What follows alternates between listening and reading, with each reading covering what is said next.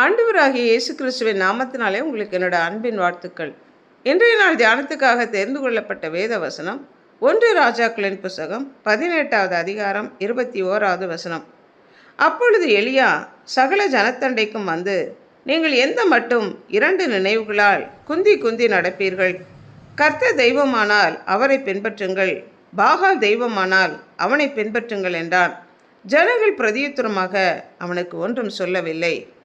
வடதிசை ராஜ்யத்தை ஆளுகை செய்த ஆகாப் என்கிற ராஜா சீதோனியரின் ராஜாவான ஏத்பாகாலின் குமாரத்தியான எசபேலை விவாகம் பண்ணி பாகாலை சேவித்தான்.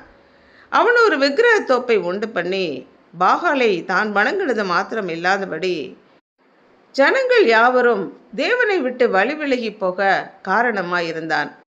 பாகால் தான் தங்களுக்கு மழையையும் விளைச்சலையும் அளிப்பதாக ஜனங்கள் கருதி பாகாலை வணங்கி வந்தது நிமித்தம் தேவனாகிய கர்த்தர் எலியாவின் மூலமாக 3.5 ஆண்டுகள் பனியும் மழையும் இல்லாதிருக்கும் என்று சொல்லி அவ்வாறே பனியும் மழையும் இல்லாதிருந்தது.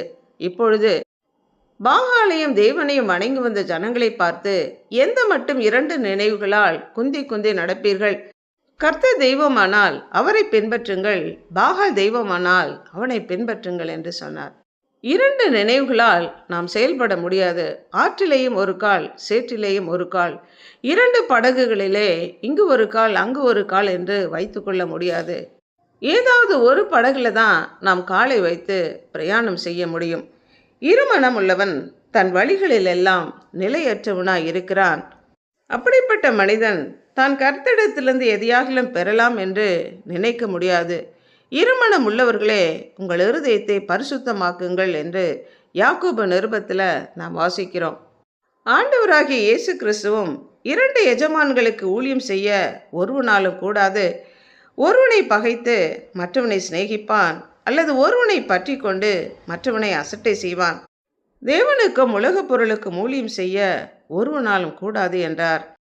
எப்படி நீதிக்கும் அநீதிக்கும் சம்பந்தமில்லையோ, இருளுக்கும் வெளிச்சத்துக்கும் சம்பந்தமில்லையோ, ஐக்கியமில்லையோ, அதே போல கிறிஸ்துவுக்கும் பேலியாளுக்கும், அதாவது பொல்லாதவனுக்கும் துன்மார்க்கனுக்கும் சாத்தானுக்கும் சம்பந்தமில்லை. தேவனுடைய ஆலயத்திற்கும் சிலைகளுக்கும் சம்பந்தம் ஏது?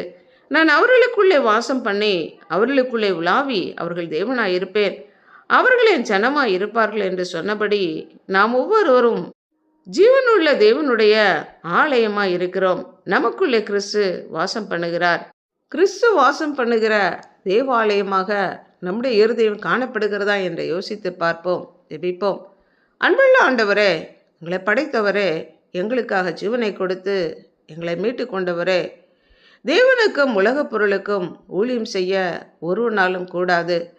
இருமனம் உள்ளவர்களாக நாங்கள் இராதபடி எங்களுடைய இருதயத்தை பரிசுத்தப்படுத்தி கொண்டு உம்மை பற்றி கொண்டு உம்முடைய வார்த்தைகளுக்கு செவி கொடுத்து நீர் எங்களுடைய இருதயத்திலே வாசம் பண்ண எங்களை அர்ப்பணித்து ஜெபிக்கிறோம். இயேசு கிறிஸ்துவின் நாமத்தினால் ஜெபிக்கிறோம் பிதாவே, ஆமென்.